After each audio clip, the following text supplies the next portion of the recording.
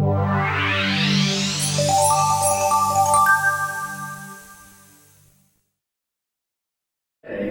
of the reasons I'm speaking today is that Fizzy knew that we had a big event at American Gene Technologies.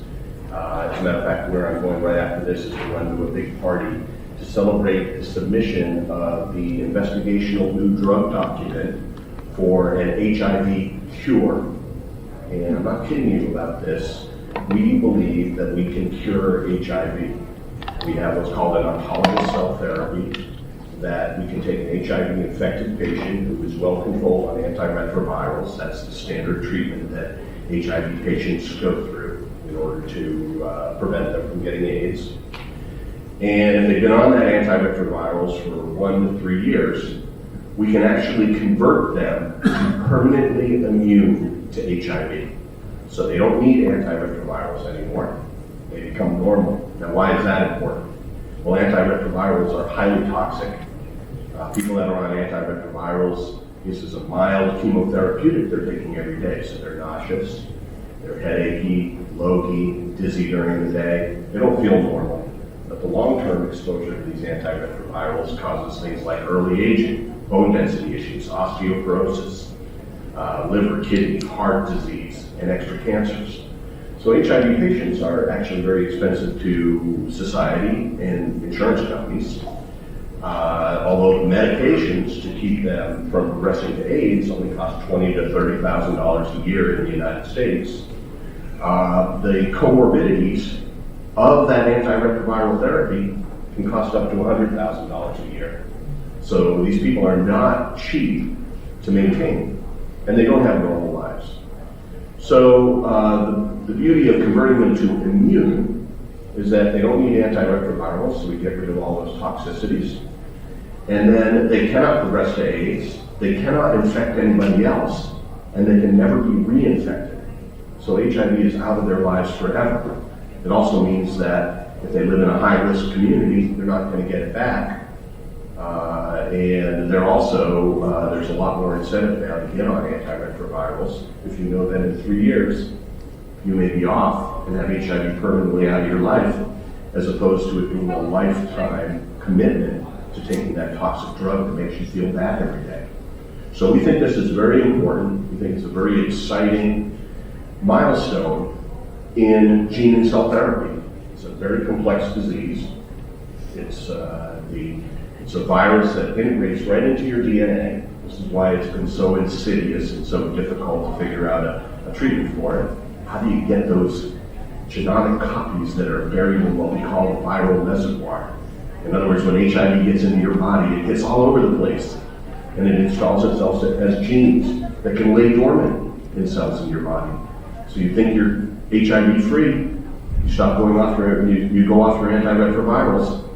The average rebound time to full viremia is 21 days. That's how effective it is at hiding and coming back. Anyway, I'm going to explain this in a little bit more detail right now. What did I do here? Oh, there we go. So that was the news. On the 16th of October, we went ahead and submitted the IND. As I mentioned to you, we believe that this will result in a human trial. Is there anybody here from the FDA? Yeah, okay. So it's in the FDA's hands right now, and they're reviewing this document, and we hope that this will result in a human trial. We're going back and forth on the normal questions about this 1,000-page document of safety data that we just submitted. But we feel like we did a good job on it, so we'll work out the bugs, and hopefully we'll be on to a human trial early next year. So how does it work? Well, basically, we are restoring normal immunity to HIV. So why do you get HIV?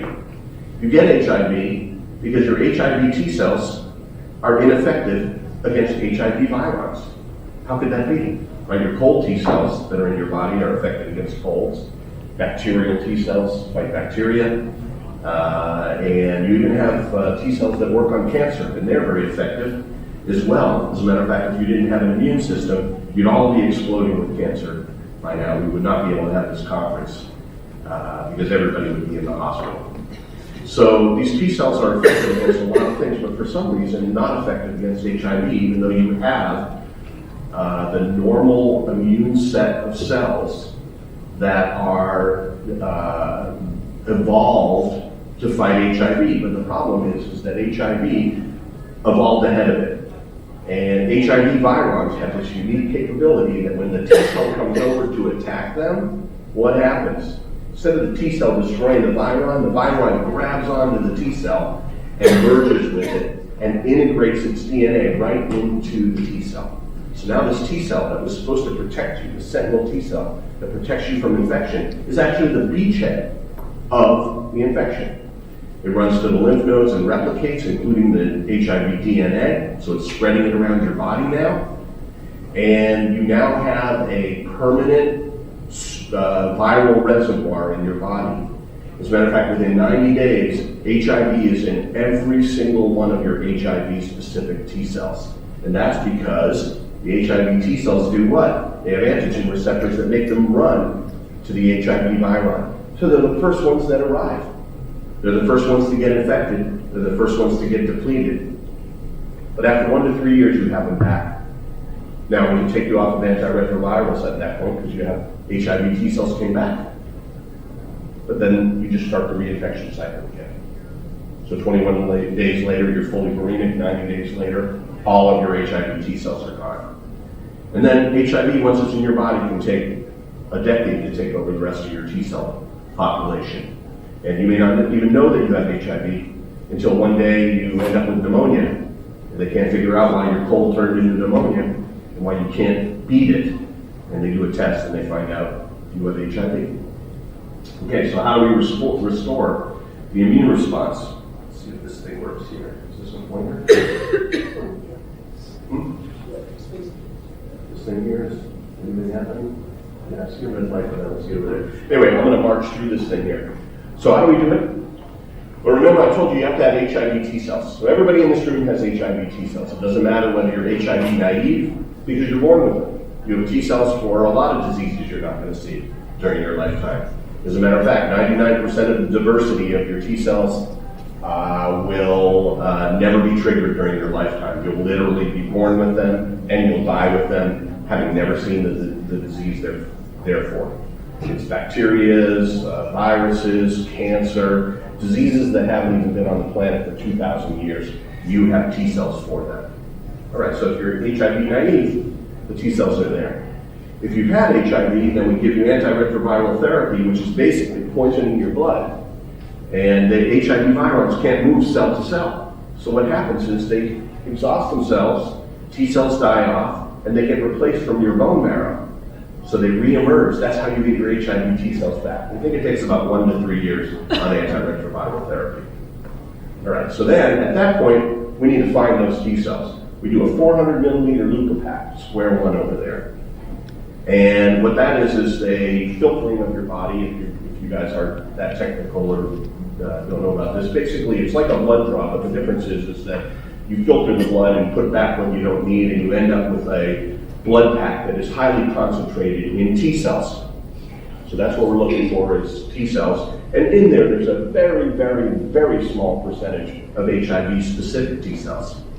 So the first thing that we do is we stick it in a machine, and we're going to automate this process of converting those cells to what? HIV T cells that are actually immune to HIV. Now there's a lot of theory, and there's actually some practice that shows that that is possible to do. Who here has heard of the Berlin patient? Nobody? Oh my gosh, almost nobody. Okay. Well, the Berlin patient was a very clever experiment that some German doctors did in Berlin, hence the Berlin patient.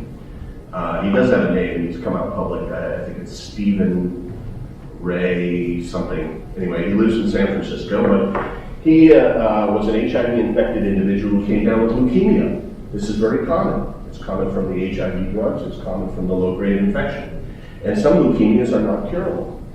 So the only hope for somebody that's got an incurable leukemia at the time, and we're talking about 15 years ago, was to do a complete bone marrow replacement, bone marrow ablation. What are you doing there?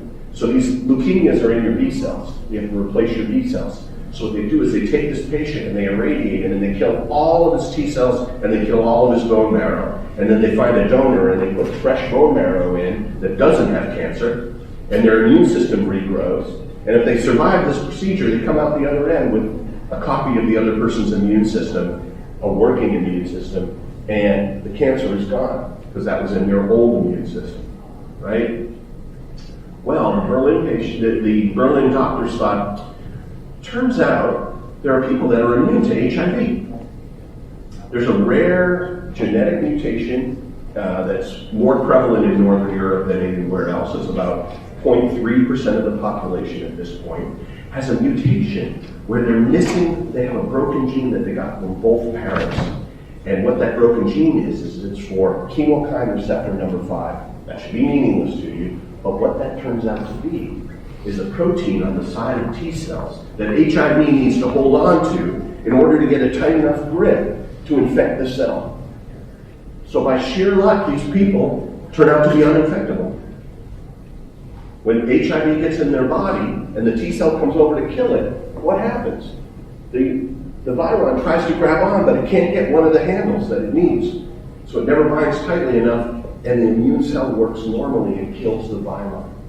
So they knew that this was going on. They knew there were people that had immune systems that were totally immune to what are called R5 strains of HIV, which are most of the common ones.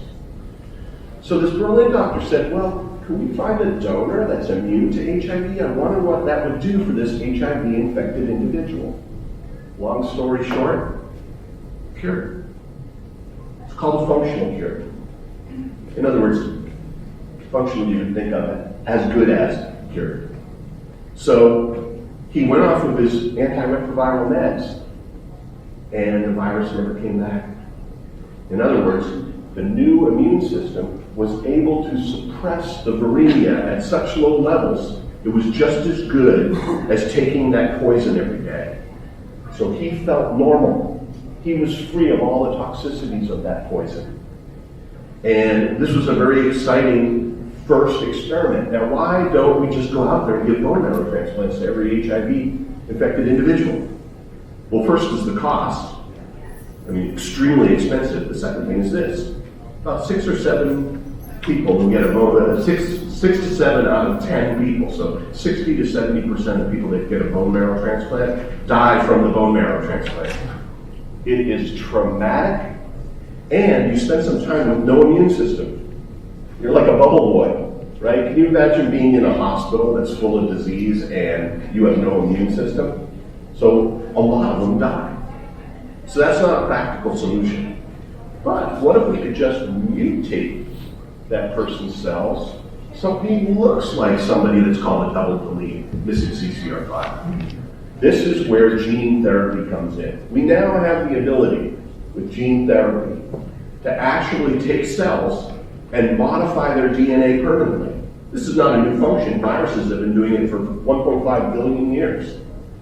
Right? HIV is modifying people's DNA.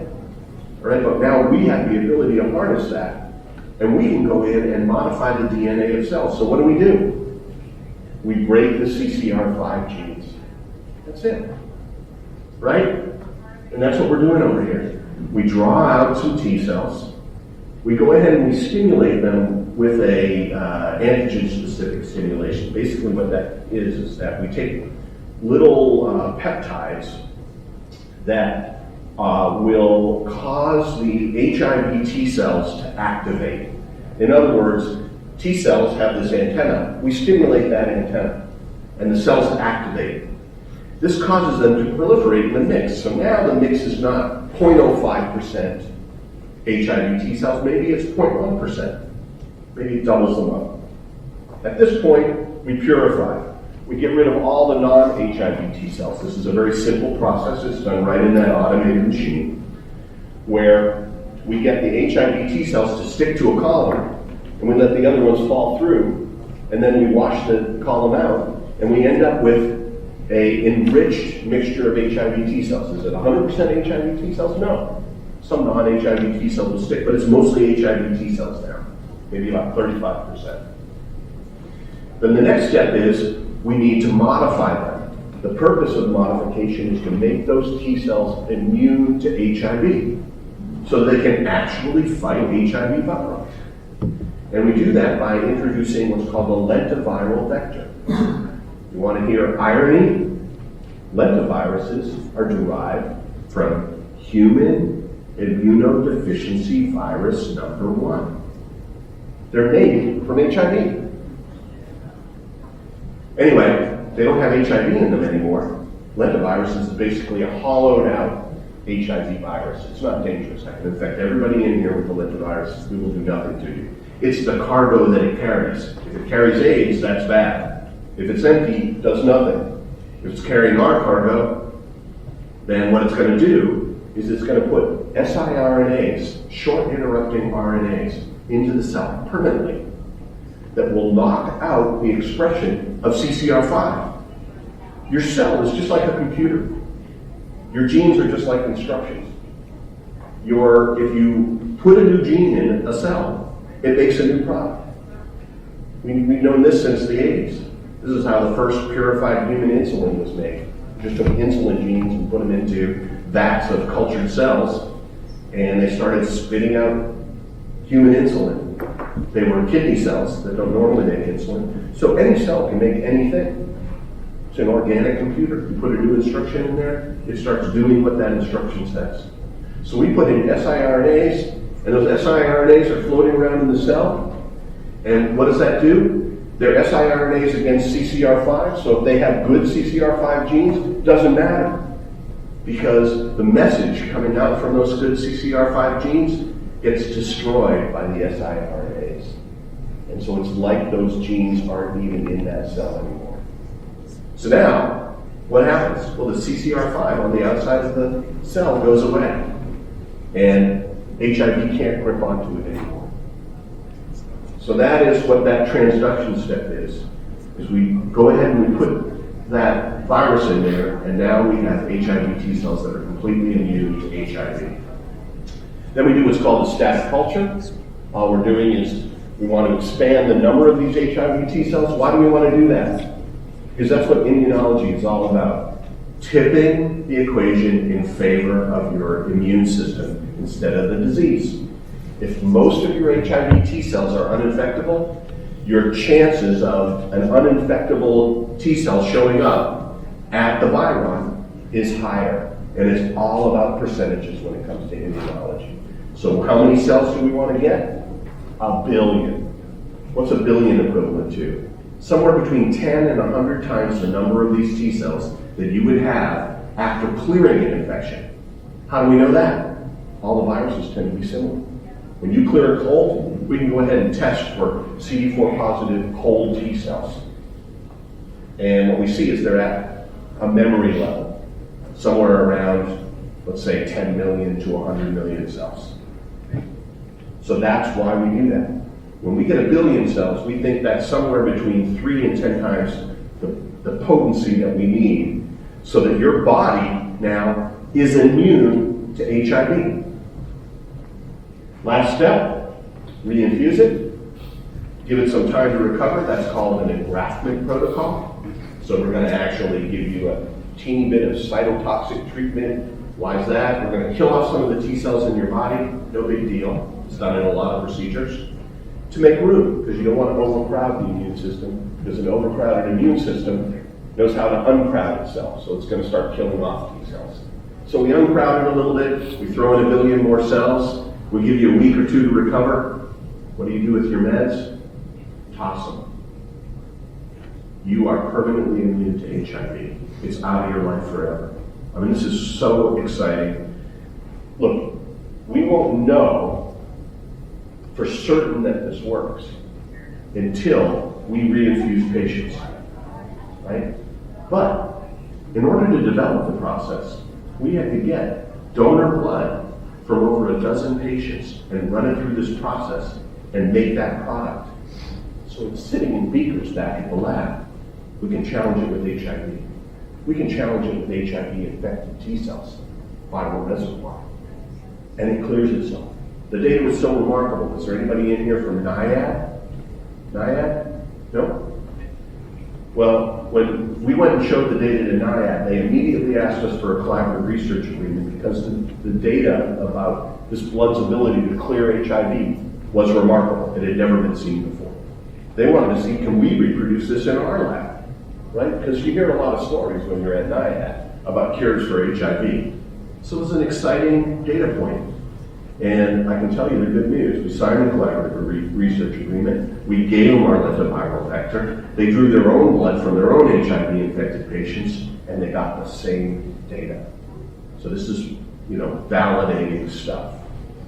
So you can run the numbers, and you can also compare to experiments that partially succeeded. There's a company out there called Sangamo. Sangamo actually did a study where they stripped CCR5, and they, out of 30 patients, got 2 in durable remission. Now, why did they get all of them? And why will we get all of them? Well, the basic reason is that the number of HIV-specific T cells that we return to the body that are completely devoid of CCR5, so completely immune to HIV, is 2,000 times the best case from Sangamo. And they got durable remission in 2 patients and therapeutic effect in another handful. In other words, that they've already shown if you can get far enough, you can actually get this functional cure. And we're going to go 1,000 to 2,000 times further. Now, why can we do that and they couldn't? Why don't they just ratchet up their number of cells? There's a lot of technology in this, a lot. And a big part of it is how do you find the right cells? How do you amplify the right cells? How do you only spend money on modifying the right cells? And these were all things that were not solved in the Sangamo study. But it's a great experiment that gives us confidence about this. And so I think that next year, you're going to see some HIV patients that are cured from this. Hopefully a high percentage of people in the human trial. So where does all this come from? It's great stuff. Well, it basically is all built off of something called gene therapy. How many people in here feel that they understand gene therapy? Show of hands. Okay, great. That's pretty good. I'm going to go ahead and get us all on the same page here. It's going to be not technical enough for those people who raised their hands. But I think it's not a bad idea to understand a little bit of the fundamentals, because gene therapy is that step where we modify the cells. But it's a lot more than that. Gene therapy is the basis for cell therapy. What's cell therapy? Cell therapy is kind of what we're doing here. You take out cells and you modify them ex vivo, and the cell is the drug. You return it to the body and it does something of value, right? And then there's an incredible variety of things you can do on top of that. It even gets into regenerative medicine. How are induced pluripotent stem cells created? Gene therapy. You go ahead and you modify 4 genes in an adult cell and it turns into an adult, a pluripotent stem cell. So this ability to modify DNA is really at the heart of what?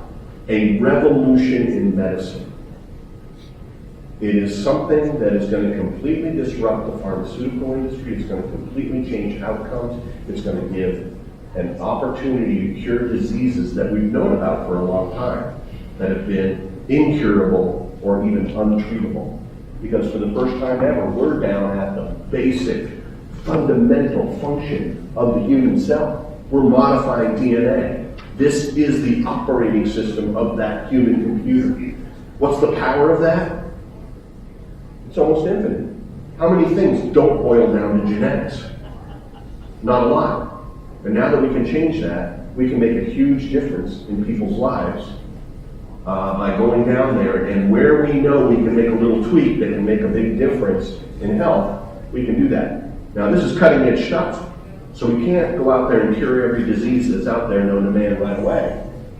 But I can promise you that this is like my old industry of software.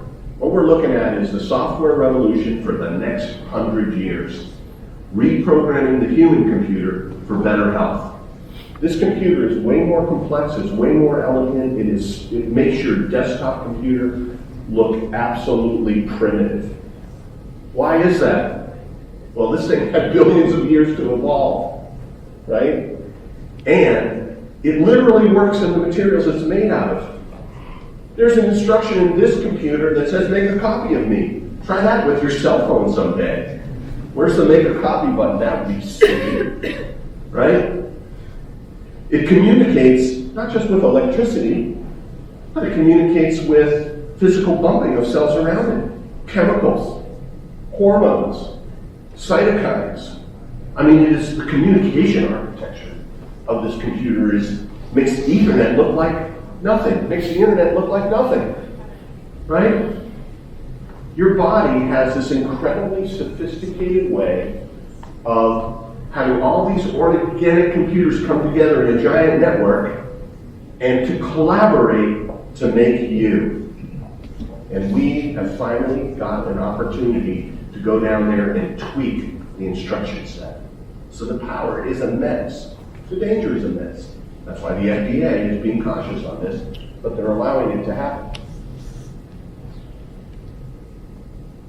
So really quickly, what are we doing here? Remember I told you that these viral vectors is what they're called. Viral vectors are just hollowed out viruses. We're literally taking something that's been hijacking your organic computer for 1.5 billion years, and we're hijacking that to do good stuff. We're converting viruses into updates. Anybody who has a computer understands that. These things come in the same way, right? You download a patch from Microsoft, it makes your computer better most of the time, right? You accidentally get something on a website that's a real virus, and something goes wrong with your computer. There you go, but they come in the same way. They're just little patches. That's what viral vectors are, patches. So we take HIV, pretty scary. Then what we do is we crack it open. And we scoop out the viral genome that it's carrying. The stuff that causes AIDS. This is the reprogramming of your cell, which has all the instructions to make more HIV virons that can then spread around your body and take over other cells. But what we do with it is we throw it away. What do we have left? I like to think of it as like an empty stealth bomber, ready to deliver any payload to your body. So we go ahead and we put genes in there that you need. Not bad genes, good genes. Where do we get good genes? Well, does everybody know in this audience know this? You can get on your cell phone right now and you can order any human gene off the internet. We do it all the time. It comes to us by FedEx in what's called a plasmid, and then we can slice it out of that plasmid and we can start experimenting with it in vectors, in viral envelopes. And we can see, can we get this to express? Why would we want to get some human gene and express it? Well, there's 7,000 monogenic diseases out there that are basically incurable. They're just treated for life. Right? You come up with something like lactose intolerance, you avoid milk. You have a gluten problem, you avoid gluten. But what if you're born with spinal muscular atrophy, or phenylketonuria, or some other serious broken gene where when you don't make the enzyme or the protein, you get a serious disease? Wouldn't it be nice if we could just go ahead and put a good copy of that gene where it needs to be? That's why we order these genes off the internet. That's why it's worth putting them in these things. Because that is fundamental and the most obvious application of this. You're missing a gene, we replace it. You were missing an enzyme or a protein, we put it back in and the disease goes away. All right, so we can put that gene in there, and that will turn on that gene in whatever cell this hollowed out HIV virus infects. What else can we put in there? Remember I told you we can put in things that knock out genes. We actually take micro RNA scaffolded siRNAs and install them as genes, and they break down into siRNAs in the cell. So we can install a permanent knockdown to any gene we want, so we can turn off whatever gene we like as well. Package it back together, copy them. Why do we have to copy them? Shouldn't one virus infect your whole body?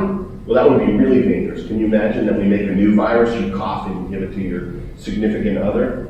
right? No. One of the things that you do when you hollow out the HIV virus is you get rid of the genes that tell it how to replicate too. We don't want new replicating viruses out there. Doesn't mean that that will never be done or never be a good idea. But right now, the safest thing is to put in things that prevent this virus from replicating. So now we have is a tiny pill that's able to infect one cell, but we produce these things in human cell lines in bioreactors, and we make literally billions or trillions of these particles, and we can infect whatever part of your body we want to infect. So here's how it works. When the pill comes along, this is a cell, by the way. I'm sure you can recognize it from my drawing, right? So the cell itself is represented by that outside line. Let's call that the membrane. And then there's a little circle inside of it. That's the nucleus. I like to call that the manager's office. The manager has a safe that has the DNA in it. And what does the manager do all day long? He looks through the safe for instructions in the DNA that are relevant to his factory. The factory floor is the cytoplasm. There you go. You just got a whole year of biology. So the basic idea is he makes copies of the relevant genes. Relevant. This is really important, isn't it? Right? Because every single one of your cells has the same DNA, yet you have so many different types of cells. It's because of that manager. It's the endogenous promoter, technically, but he knows, okay, here are the parts of the DNA that are relevant to my factory. I have to produce this, and this. And he sends out those as messenger RNA. You see that little squiggly line there, the S? What that is it's essentially DNA. It's a copy of one side of the DNA. It is the actual instruction that those machinists on the shop floor know how to work with. And the problem is they can't tell the difference between those little instructions that come from the manager's office or come from a virus. That's how the viruses have been hijacking us. It's just a cold virus will latch onto this thing and just dump a bunch of instructions in there that say what? Make copies of me. The machinists are too dumb to know the difference. Okay, but in a normal operating cell, he sends out these instructions and the machinists just go ahead and execute. Now, if there's a bad gene in there like HIV, he sends out a message from HIV. Right? So that is actually going to produce a new viron. So what we do is we take our modified HIV, it moves copies of those genes into the DNA, and then it will go ahead and produce a new protein, right? Those instructions will start executing. So you see that blue line? That's a new gene. What happens with the red line? The red line makes the siRNA, which only has to match a short part of the messenger RNA, and it will attach to it. When it attaches to it, it renders that message inert. It recycles in the cell. So it doesn't cause a lot of garbage in the cell. No, it just prevents that thing by just matching that little bit there. It prevents that instruction from going to the machine and being executed. That's it. So it has the effect of killing it off. This is how we turn on new genes and turn off old genes in there. So we can upregulate or downregulate anything. What can we do with that? It turns out to be a lot, right? There's 7,000 monogenic diseases out there that if we could just replace the gene, you'd be replacing the driver of that disease. Would it fix everything that was broken in your body? No, because some of these diseases will work over time to deteriorate your body, so it doesn't reverse that. That's regenerative medicine. So, but we'll get there. I know we'll get there because this gene therapy can be used to regenerate tissue. Maybe we're 30 years away from being able to regrow your heart from your own heart tissue. I don't know what the timing is. What I know from my previous life in Silicon Valley is that when you're in a situation where the technology is doubling or tripling or quadrupling in efficacy and functionality every year and halving in cost, what's possible? Anything. You can see a teletype terminal and realize one day we'll carry these in our pocket. You may not be able to say when you'll get there, but you know you'll get there. And that's the way gene therapy is right now. The way gene and cell therapy is. It is moving so fast, and the functionality and our understanding of it is going so quickly, and at the same time our understanding of genetics, what are the genetic drivers of diseases, are increasing, and our understanding of what I call systems biology. How does the body really work? How does the immune system work? How does cancer move around your body? We're learning all these things, which gives us opportunities, low-hanging fruit, where we can make a small tweak in a cell that has a big impact on your health. This is happening already. This is one more thing I want to tell you that makes it very much like software. Something called a specific promoter. What it is an if-then statement that we can attach to genetic cargoes. So when we attach a genetic cargo, a gene that we want to turn on or off, to your DNA, we attach it via a specific promoter, which can actually measure the amount of an enzyme or a protein in your cell, and if that level is high enough, it will turn on the genetic cargo. And if it isn't high enough, it won't turn it on. What's the value of that? Targeting. We can look for enzymes that indicate a specific tissue type. For instance, if we wanted to only turn on in your liver, we could treat your liver, first of all, but if some gets outside of your liver, it's probably not going to find albumin. So we put an albumin promoter on there, which is in all your liver cells, then we attach the cargo, and it targets it to the liver. How else could we use that targeting? What if we only wanted it to work on, let's say, prostate cancer cells? Prostate cancer might be indicated by what? High levels of human prostate-specific antigen. We can make an antigen, a prostate-specific antigen promoter, and attach something in here that kills a cell. That's not how we're treating cancer, but you can see the potential of that, right? We treat your whole prostate, but it only kills the cells that have high levels of prostate-specific antigen. Intuitively, it sounds like a cure for cancer. Okay, so what's going on in this industry? What can we do with it? A better question would be, what can't we do with this? Right? It would be easier to say what we can't do in some ways. Like I told you, one thing we can't do is, this isn't regenerative medicine yet, so we can't reverse something that has ravaged your body. But if we get in there before the damage happens, or even while the damaging is happening, we can change drivers of that damage, and we can arrest the damage, right? We can stop things like multiple sclerosis, Alzheimer's, Parkinson's, things like that. This is all in the future of gene therapy. But future is fine, but why should we even believe in this stuff? Because it's already happening. There's already a cure for blindness out there, a type of blindness called Leber's congenital amaurosis.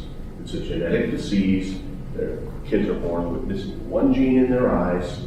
It means that a light-sensitive protein runs out sometime in their, 5 years old, it starts to run out, and by the time they're in their mid-teens, they're blind. They're blind because a protein that's necessary for the normal function of the eye is exhausted, and there's no gene in there to replace it. Well, guess what? They put 3 drops of a viral vector in each one of their eyes, and these people see again. I mean, is that miraculous? Blind people are seeing again. So there's another one that has come out. It's a cure for spinal muscular atrophy. Remember I told you that could be a more serious disease than, say, a gluten intolerance? You bet it is. 1 in 5,000 boys in the United States will be born with this disease. They'll die by age 2, never having been able to sit up straight, hold their neck straight, because their spine and the muscles around it don't develop properly. Because of what? One missing protein. There's a cure for that now. It was brought out by a company called Avexis, and it was sold to Novartis. There's a cure for ACA skid. Who knows what ACA skid is? Bubble boy disease. Remember John Travolta in that movie? Anyway, basically kids can be born without an immune system. They don't have an immune system, they have no way to fight off pathogens. That means they have to live inside an antiseptic bubble. That's why they call it bubble boy disease. But basically in plastic their whole life. One bit of bacteria can kill them. One virus will kill them. There's a cure for that now. Why is that? It's a monogenic loss of function disorder. In other words, it's an inherited disorder that boils down to one gene. They found a way to get enough of that gene to the bone marrow to restore the normal functionality. These kids are coming out of their bubbles. There's another one called X-linked SCID. It's similar. That one was just cured by St. Jude's Hospital. We think we're going to cure HIV, and that process of curing HIV, right, where you take out a T cell and you make it a little bit better so it can actually fight the disease that it's supposed to be fighting. What else might that work on? Any chronic viral infection. How about hepatitis B, human papillomavirus, HTLV, herpes, right? Sometimes when these chronic viral infections reemerge, they're really serious. Shingles, or even cancer for some of these. That is a platform that will lead to more cures in the infectious disease space. Now this one's a cool one, CAR T. Who in here knows what CAR T is? Just a few. Well, CAR T is a cure for an incurable blood cancer. What happens is people get leukemia, and usually the first time you can knock it back with chemotherapy or radiation. And people usually live for another 10 years, and then it'll come back, because what these are malignancies of your B cells. And if enough of your B cells are malignant, they start to jam up the system, you get tired, and then you die. I mean, I'm not a doctor, so that's not a very good description of the disease. But the point is it's the level of malignancy in your B cells, right? Well, you come back after 10 years, and it's you've gotten sick again, and they can usually knock it back again. And they can knock it back for shorter and shorter time periods until they can't knock it back anymore with chemotherapy or radiation. Now it's what's called acute. You're going to die from it. You have 3 to 6 months, and not a good 3 to 6 months. It used to be hopeless. They had one thing that they used to throw at it, a bone marrow transplant. Remember I told you about the Berlin patient? That's how they cured it. Now they got something else that's way less traumatic and has a much higher cure percentage. And that's called CAR T. They are taking cells out of your body and they're using gene therapy to modify their behavior to do a whole new function. I mean, they're converting cells that did one thing into little bots, robots in your body that do something else. So they take T cells, which are these cells that are really capable of killing other cells. And what drives their killing? An antigen receptor. And they're all born with a specific antigen receptor, like cold T cells have cold antigen receptors, flu T cells have flu, bacteria, cancer, whatever, right? But they have one each. Well, somebody figured out you can take these T cells and slam on a second antigen receptor on all of them. And you can tune that antigen receptor to what? A protein that's found on the outside of B cells. Then, you put them back in the body, what do? They go after B cells. You reprogram these things to be hunter killers of B cells, and they're highly effective. They wipe out every B cell in your body. Now, B cells have a function. They make antibodies. But let me ask you, would you rather take antibodies every day for the rest of your life, or be dead? You'll take antibodies. So, we think it's a sledgehammer approach, but it gets rid of the cancer, and now they're getting a better than 50% cure rate on 2 formerly incurable acute myeloid leukemias and acute lymphoid leukemias. Those are those 2 last products. Cancer is being cured with gene therapy being used as cell therapy. And that's the range of things that you can do with this. Replace a gene that's broken. That's intuitive. 7,000 diseases fall into that category. Improve the function of a cell. We're making HIV T cells that can actually clear HIV. They clear HIV like a cold because we give them an advantage over the HIV virion. We take away the advantage the HIV virion used to have. Now it's just another little virus that your body can easily clear. And then you can even repurpose cells as bots in your body to do new functions. The possibilities are just endless. Where did this come from? A federal lab. Who in this audience is from a federal lab or has heard of federal labs before? A few, huh? This is the work you guys do, right? What you're doing is the basic science that underlies commercial science or translation science. It's incredibly important.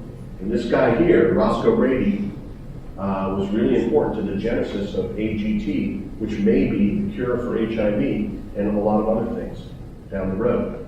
What did he do? Well, he pioneered a cure for Gaucher's disease.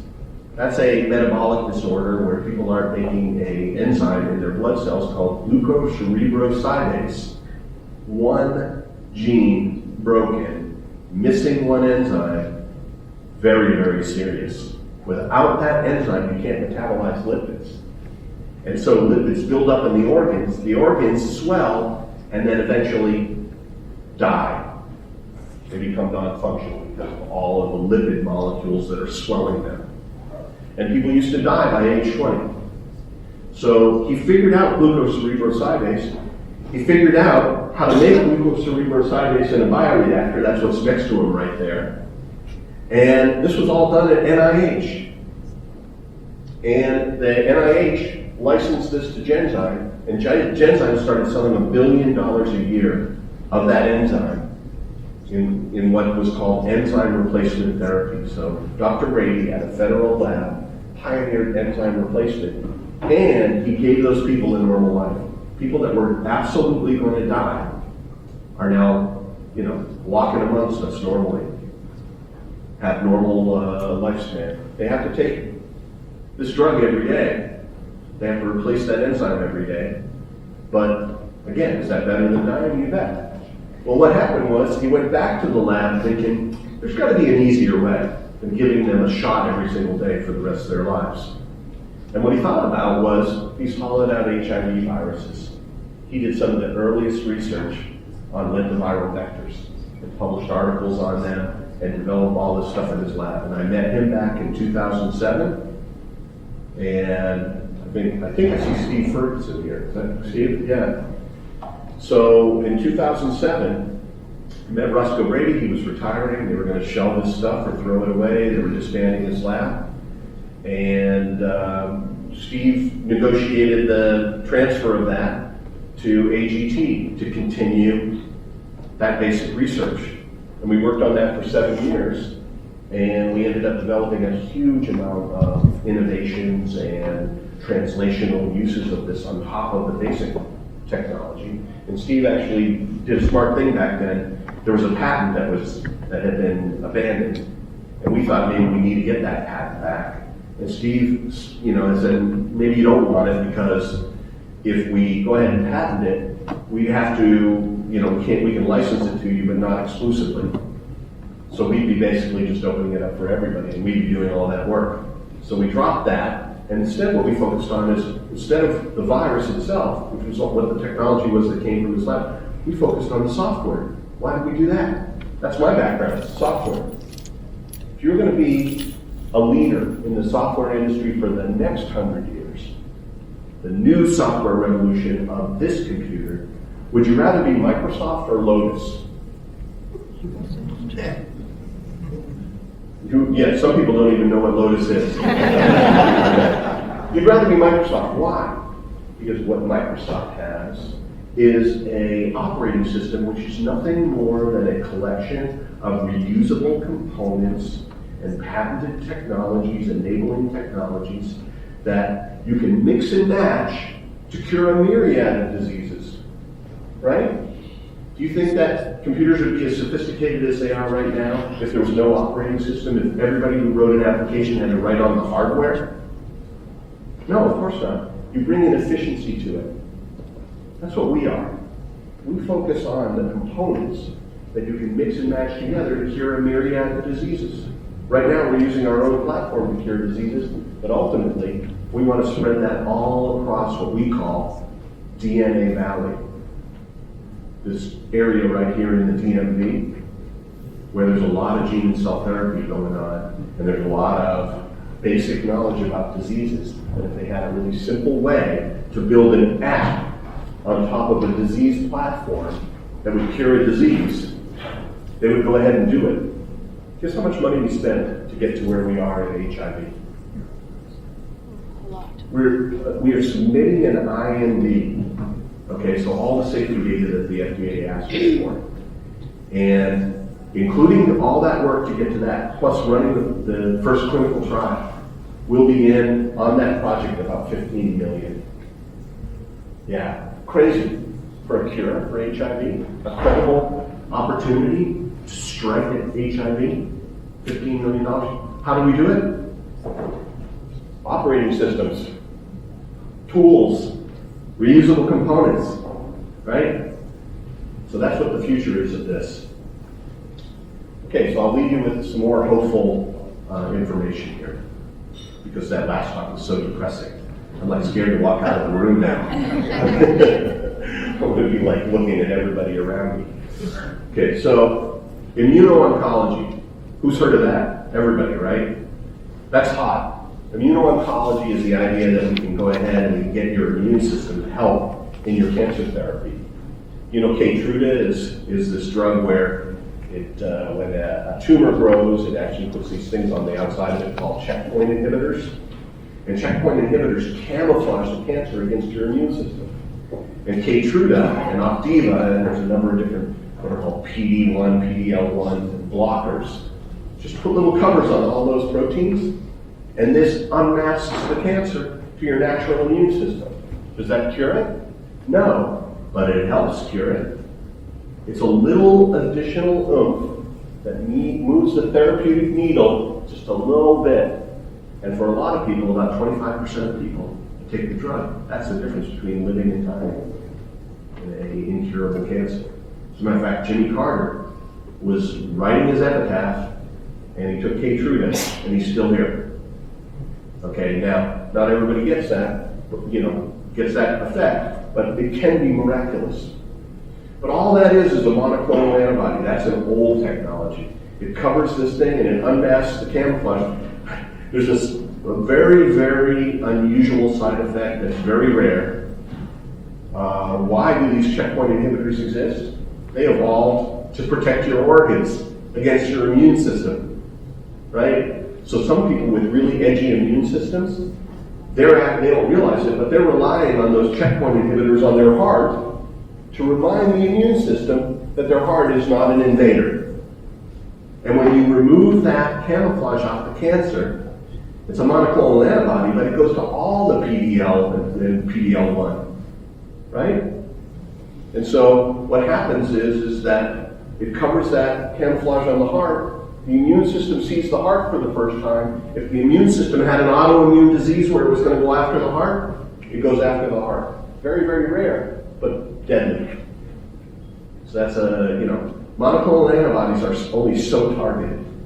Right? With a virus, we can have an on-off switch that made sure you're only expressed in the cancer. Right? So that's one of the superiorities of the gene therapy approach. So how are we approaching cancer?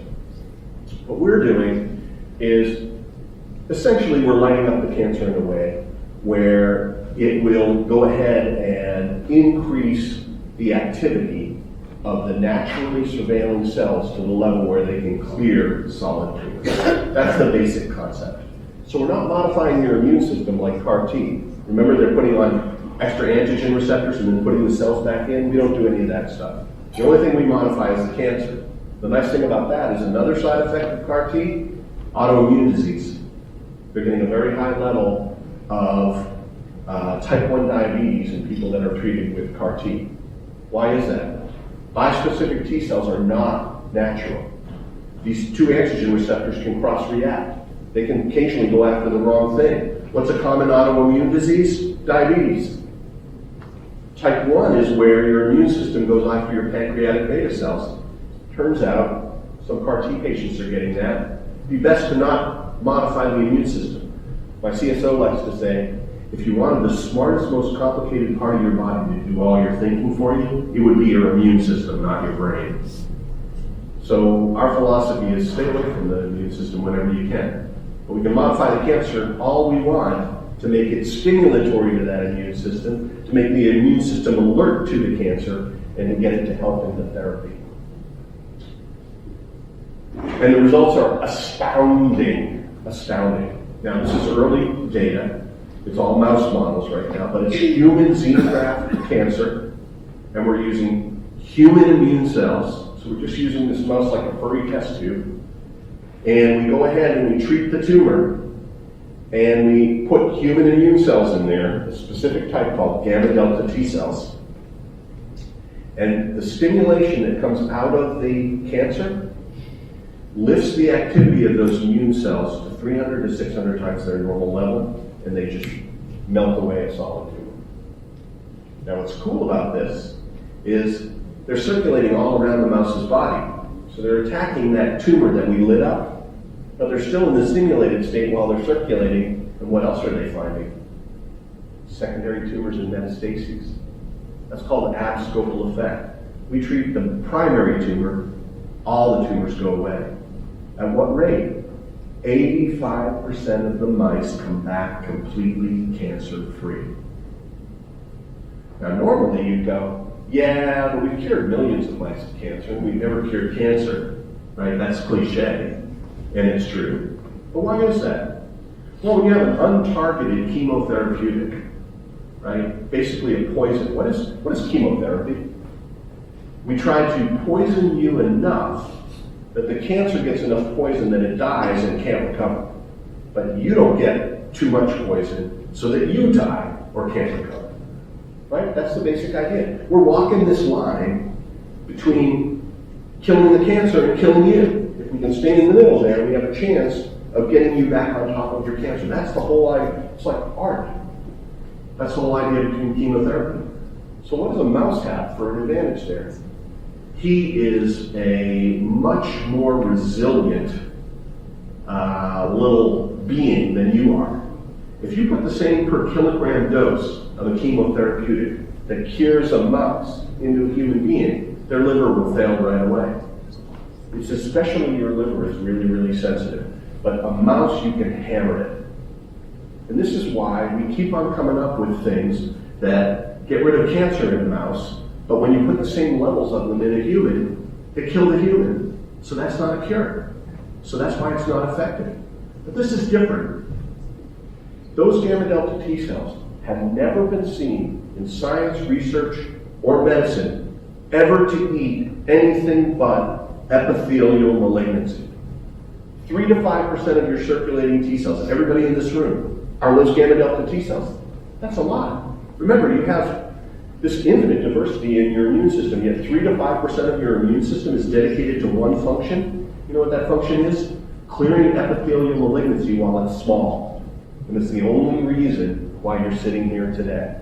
Because if you didn't have that protection, you'd explode with epithelial solid tumors. What would that be? Breast, prostate, lung, liver, colon, kidney, ovarian, pancreatic, head and neck and skin cancers, and others. 900 people a day die of those cancers. If your gamma delta T cells are healthy, and if your malignancy rate isn't too high so it doesn't escape, they will keep you clear for your life, or at least for many decades. But over time, maybe you get more malignancy and your immune system goes down a little and something escapes. Now you've got, what do you need? Surgery, radiation, chemotherapy? We think we can reduce that to a shot. And all it is just taking our viral vector, loaded up with a substance that causes an overexpression of what we call the danger signal. When cells rapidly divide, they put out a 5-carbon pyrophosphate molecule called IPP. This is what attracts the gamma delta T cells. But they don't eat cells that are producing IPP. No, they have NK receptors. They just start testing all the cells in the area in an activated state. And it matches the NK targeting molecule, which is looking for a complex set of stress molecules that are characteristic of malignancy. Then the cell becomes cytotoxic and kills that other cell. So that gamma delta T cell, you can have it in huge proliferation in your body. It's totally safe. It doesn't attack anything wrong. You can have them all activated. They just are running around and testing all the cells in this activated state. And if they hit one that's malignant, they'll kill it. When we light up that primary tumor and we cause this activation of all the gamma delta T cells in your body, they're able to chew away that solid tumor and all of the secondary tumors and metastases. We're proving it in animals. Our collaborator on this is Dean Felcher, global expert on hepatocellular carcinoma. We think that will be our proof of concept. We think we can get there in 2021. That's a very exciting prospect, that we might be able to show that it works in liver cancer. Why liver cancer first? Well, the FDA looks at liver cancer patients as not having a lot of options. It would almost be unfair to deny something that wasn't causing pain that might clear up their liver cancer, right? And so it's a low bar to get into a human trial. It also is, liver cancer is one of the ones that this works on. It'll work on breast cancer and prostate cancer. If you had a breast lesion or a prostate lesion, what would you rather? Radiation and chemotherapy or a shot? We might be able to send radiation and chemotherapy the way of bloodletting lesions. It's almost ironic that we beam ionizing radiation through you to treat cancer. Cancer-causing radiation. I hope all of us in this room will be telling our grandchildren one day about the irony. Right? Oh, and then if that didn't work, you know what we do? We poison you. We try to make you sick, but not so sick that you die. No. We just want to make the cancer sick enough that it would die. And that's all, but it was the best we had. This may be better. And I think we're seeing evidence in animals that is compelling. And I think we have good theory about why this will translate beautifully to humans. I actually think it'll work better. You know why? You make your own gamma delta T cells. We don't have to bring them to your body. Right? So you're going to respond to this naturally. And you have another T cell subset or immune cell subset called NK cells that will marshal right along in this reaction and actually increase the reaction. So this diagram you may be more used to looking at, but it's a survival diagram. And what it shows you is that we just put the vector into the cancer, it slows it down, which makes sense. We're making the cancer do something new, producing a new product along with doing its cancer activity. And so it slows down the cancer. But the mice all die. That's that second set of lines that goes to 0 around the 80 mark. But when you add human gamma delta T cells, they eat all the cancer, cancer-free, 85% of the mice, and they don't attack anything else in the mouse. What do we know about your immune cells? They've never seen mouse cells before. So normally you would expect them to have all sorts of autoimmune reactions, host versus graft disease, but they don't attack the wrong thing. They're only looking for human malignancy. It's fascinating. As I said, here's how it works. We just take the cancer, we inject a little virus into it. That virus causes about 20% of the cells to secrete IPP. It attracts all those gamma delta T cells and it activates them and proliferates them. They go ahead and they obliterate the solid tumor. But in circulating around the body, they catch the untreated metastases and secondary tumors. Because in the activated state, they don't care. Guess what else they don't care about? This is hilarious in a way. I mean, it's just amazing. They don't care about the difference between liver cancer and breast cancer or prostate cancer. It's all epithelial malignancy. It all started in the epithelial layer of an organ, and it is all surveilled for by the same T cell subset. So we may do little tweaks of this for different types of cancers, but we're already seeing. If we take a mouse and we put liver cancer here and treat it, and breast cancer here and don't treat it, both lesions go away for one treatment for the liver cancer only. I think this might turn into a way to wind back your cancer clock. I think of cancer as the cleanup disease. If something else doesn't get you, cancer's going to get you. Okay, you live 90 years, you have a good shot at never having serious, life-threatening cancer. I think it's 2 out of 3 people make it to 90 or make it their whole lifetime without getting cancer. But 1 out of 3 is a lot. But if you live to 160, who knows, that may start happening with gene therapy. Eventually cancers, your cells are going to exhaust and some of them are going to become malignant and maybe the malignancy rate will be more than your immune system can handle. You're going to get some escape and you'll get a solid tumor. So I think we're all on the path to cancer. Everybody in this room eliminated malignancy while I was talking to you right here. A normal immune system, you got nothing to worry about. I think stress is the biggest killer.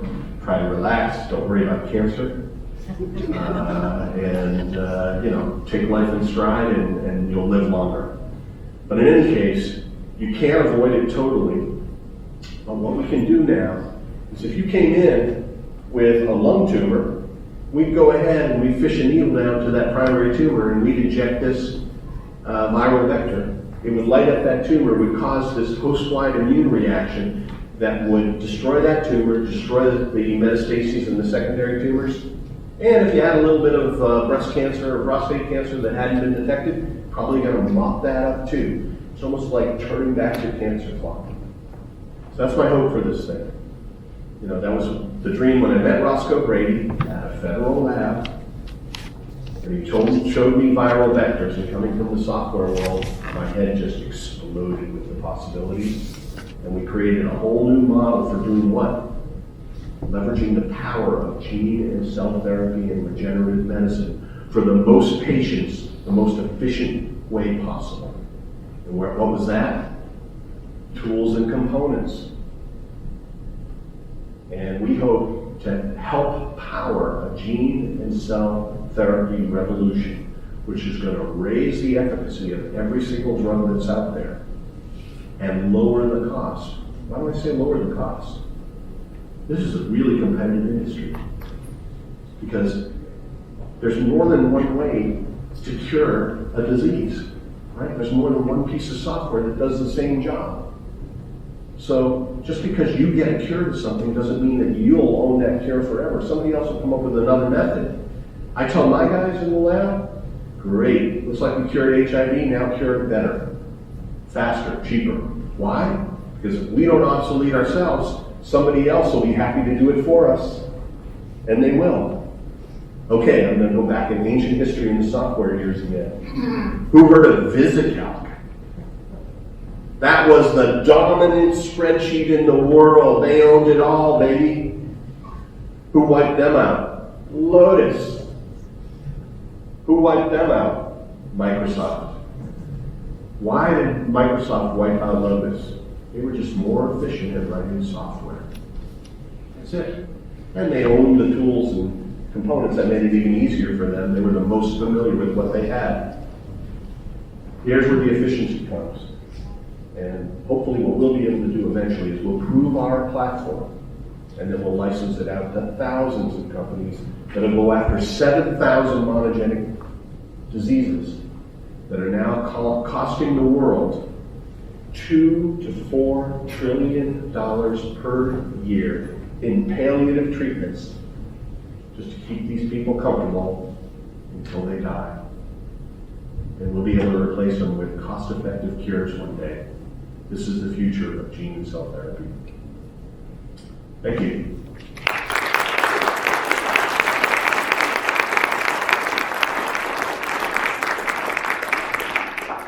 So I may have talked too long. No? Okay. If you want to have a question and answer, I'm more than happy to do it. Up to you guys. Again, like I said, I go on between you and lunch. Is it okay if I take some questions? I was going to say, do we have it? Can we have one? Yeah. Absolutely fascinating, excellent presentation. Thank you very much. Thank you. Early on in your description, your current therapeutic approach fools the HIV virus by changing the surface of the T cell, removing lymphocytes. Yeah. When I was trained as a biochemist, I learned that viruses mutate tremendously fast. So how long do you think it'll be until the HIV figures out another way to anchor itself to the T cell? A long time. And now let me tell you why. Because it already figured that out. There are specific strains of HIV that get wrapping onto that R5, that CCR5. Turns out it's already evolved so that it can get in by holding on to CXCR4. Right? That's a major sort of evolution of that virus. And well, what we do is, we don't stop at getting rid of CCR5. And this is a little bit more complex. I wanted to keep it simple, so I could get through the points. But we actually also install genes that don't just knock down CCR5, they knock down conserved regions of all known strains of HIV. So what we're seeing is that it's protective against all those mutations that get in different ways. Doesn't matter how it gets in. It has to have some fundamental functionality as a virus. It needs to have the viral genome. It needs to have an envelope protein. It needs to know how to form an envelope. And it needs to know how to package the virus with the envelope. So what do? We put in siRNAs against conserved regions of the packaging signal and the envelope signal. VIF and TAC, for anybody who knows what those things are. And so what happens is that we're neutralizing it. This also has the effect that what if we get a pre-infected HIV-specific T cell? Those siRNAs shut down the production of HIV and restore the cell to normal. So yeah, it'll be a while till it mutates away from this because we're hitting it from so many different ways. You're talking about a huge amount of mutation, not a normal amount of mutation. Now there will be, one of the things about the T cell subset that we also chose was that we're using CD4 positive helper T cells. Why? Because that is the key component that creates a CD8 response that is diverse. The CD8s themselves are insensitive to mutation. So once you go ahead and restore normal CD4 help, you get this mutating response in the CD8 population, which cleans up all the different modifications. Now, HIV, if we go ahead and test an HIV-infected individual, guess what? Normally, they're down to one version of it. Even though it's mutated all over their body, one of them got ahead of the CD8s, escaped, and it became the dominant strain in their body. So what's your, you have any patents on this? Patents? Oh, yeah. What's your, I guess, IP? Oh, they stopped my slide presentation, but yes. So tools and components are valuable things. We have 11 patents so far, 20 patents that are published. You can look it up, American Gene Technologies, on any patent database. And then we have 28 patent families that are spewing these things out really, really quickly. And yes, we are protecting our research and our development and our particular disease cures with patents that are blocking and enabling. But here's an interesting thing. I don't think patents are going to be valuable as long as they used to be, right? Because what I said is that there's too many different ways to do these things. I think our patents will keep us safe for 5 or 10 years, but we no longer worry about 19-year patent cliffs, right? We just figured, okay, by the time this thing's about 10 years old, there's probably going to be a better way. And hopefully we'll be the ones who discovered the better way. But yes, we have an extensive patent and intellectual property portfolio that's been valued at $2.4 billion.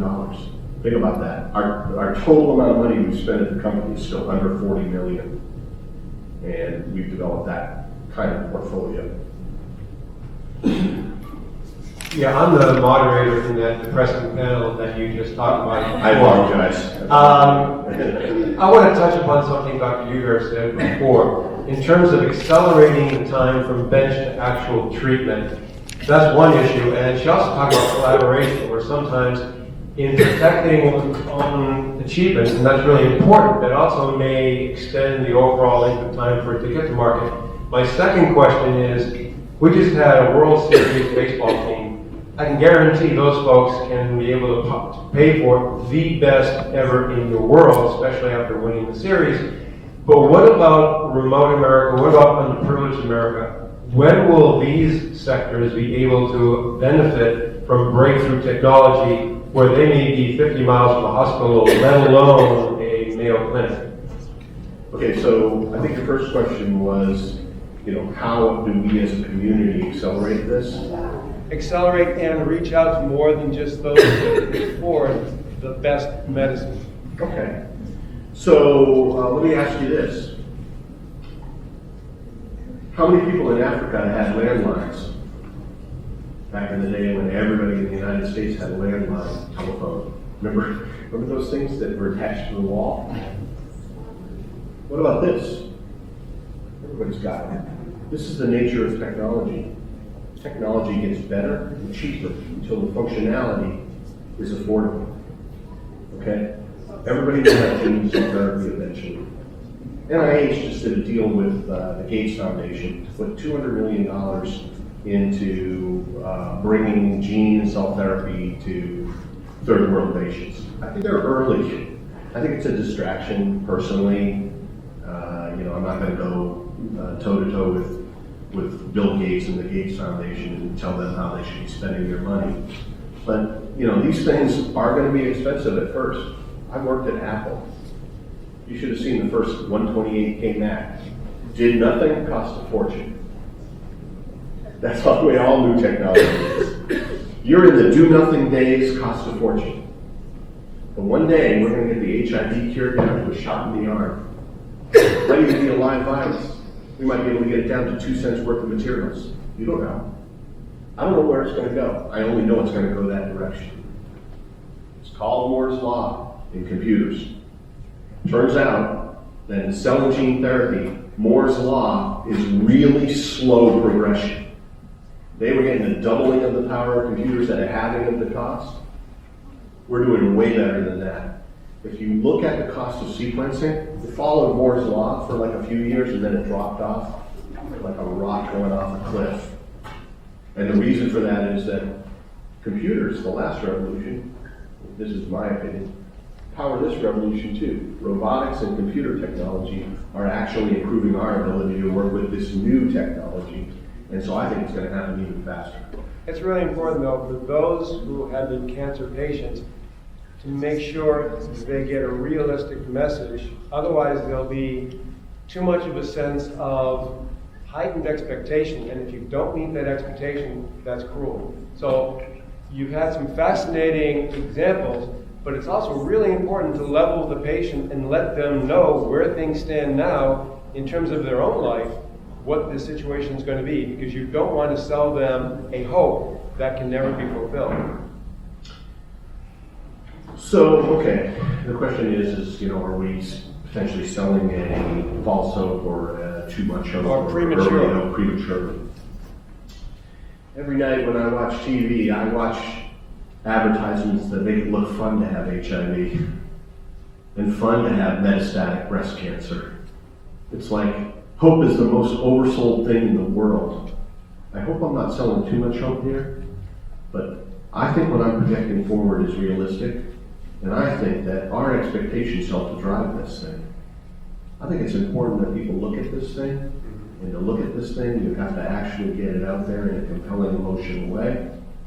I don't think this is, I think there's enough evidence that gene and cell therapy works for a bunch of different things that, especially when I say I don't know when we'll get there, right? Did I tell you, I'm going to have a cure for cancer for you on X day? Am I trying to sell you anything here? Not at all. I want you guys as part of the gene and cell therapy revolution. This is as if Steve Jobs came to you and he said, IBM isn't going to dominate computing forever. We have this thing called a microprocessor and a microcomputer, and this is going to change everything. We'll all have computers in our pockets one day, right? This is what I'm telling you. Pfizer, Roche, Merck. Hear this industry roar. There is hope. It's not unrealistic. It's happening right now.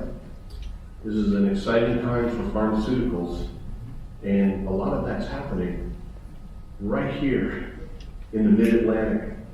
I think that the area from Baltimore to Rockville to Frederick has been so empowered by things like the Human Genome Project, by NIH, by NSF, by all of these federal labs, and the amount of investment that America, the United States, the public has made in these basic technologies, that it is conceivable that this could be the epicenter of this gene and cell therapy revolution, that eventually we might get ahead of Boston and San Francisco. And I think it's real. My job as CEO of this company is to be a visionary. I see this future so clearly. I saw it 11 years ago when I had Roscoe Brady. Everything that I said back then is coming true. I thought it would happen in 7 years. It's been 11 years. But, that's the point. In this environment, where everything, the capabilities are doubling every year and the cost is halving, what can we say about that? Anything is possible. If you can dream it, you can do it. This is so different than old drugs. Old drugs was a process of random discovery. I like to call it the Forrest Gump model of drug discovery. Drugs are a box of chocolates, and you don't know what you got until you bite into them. And biting into them will cost you $100 million. But we can design things that are highly targeted to specific cells, to specific pathways in those cells that only turn on when they're needed. We can design drugs that we have a very high ability to predict that. We're entering an important test here for AGT and AGT's model. If we're allowed to move forward into this human trial, and I think we will be, and if this human trial works, which I think it will, for HIV, I think that if you look at our website, the dream team of HIV researchers or clinicians are on the team. They believe in this thing. That's why I believe in it. Well, what that will prove is a whole new model of developing drugs, where drugs are predictable, they're tested at the bench at a cheap price in cell models, in petri dishes that allow you to predict the animal model. We've never had a failure between the petri dish and the animal model. Never. And from the animal model to the human. This is that step. If HIV works the way we expect it to, then we'll have this conversation again. But, it's going to come at whatever rate it comes at. But the beauty of it, it's just like Silicon Valley. When I was back in Silicon Valley, we didn't look around at all the other companies and think of them as our competitors. We coined a new phrase for it. It was called cooperation. HP used to call it, I worked at HP for a little while, they used to call it next bench syndrome. Or phenomenon. It meant that whatever you were working on was useful at the next bench. It meant that in an environment where technology is just exploding, the answer to your problem that you're encountering in your company is right across the street at another company. And you can both benefit in an incredible rising tide that's lifting all the boats where everybody's making tons of money by cross-fertilizing without making it a big deal. Roche won't cooperate with Pfizer. We will cooperate with REGENXBIO, Autolus, Lentigen. There's so much. This industry, Goldman Sachs predicts, and believe me, Wall Street is always the last to catch on to anything new, especially technologies. They predict this to be a $5 trillion new industry. $5 trillion. All of pharmaceuticals is only $1 trillion. Remember, I told you 2 to 4 trillion could move from palliative treatments into cures. They neglect to say how long it'll be till it's 5 trillion. That's smart. They're absolutely right about 5 trillion. It's probably bigger. Why? Because once we get done fixing what's wrong with you, then we can move to improving you. It's not something we have to deal with in the next 30 years, but this will be a policy issue for our leaders, for our government in the future. It's how far do we take this thing? You're worried about whether Africans will get a cure for HIV, and you should be. I think they will. But here's another divide that I'm not looking forward to powering. Another difference between the haves and the have-nots, where the haves live forever and the have-nots live a normal 70 years.